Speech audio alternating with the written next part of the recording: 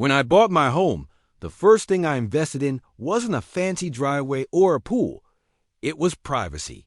I planted a long row of thick, beautiful hedges along the edge of my property, carefully maintaining them for years until they grew into a lush green wall that shielded my yard from nosy neighbors and street traffic.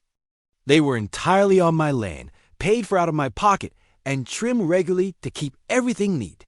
Apparently, though, that didn't stop the HOA's self-appointed enforcer, the neighborhood Karen, from deciding they offended her sense of order. One morning, I woke up to the horrifying sound of chainsaws. By the time I rushed outside, half my hedges were already on the ground. She stood there with a landscaping crew, smugly claiming the greenery violated community visibility standards.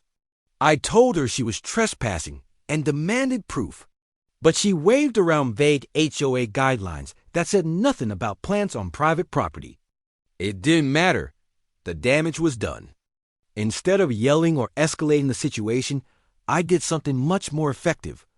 I read every single HOA rule line by line. And that's when I noticed something interesting.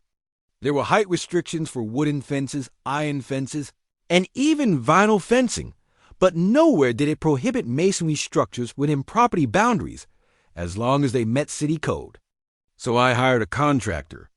Within weeks, the soft green hedge she hated so much was replaced with a solid, perfectly legal cinder block wall, taller, thicker, and completely opaque. It complied with municipal regulations and didn't violate a single HOA clause.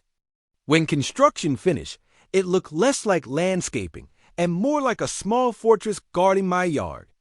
The look on her face when she saw it was priceless. She stormed over with a complaint letter, only to retreat after realizing the structure was fully approved and documented. My once inviting hedges may have been peaceful, but the cinder block wall sent a clear message. If you overstep boundaries, don't be surprised when the response is permanent. Now I enjoy more privacy than ever, and ironically, the neighborhood is suddenly very interested in reviewing HOA bylaws before touching anyone else's property again.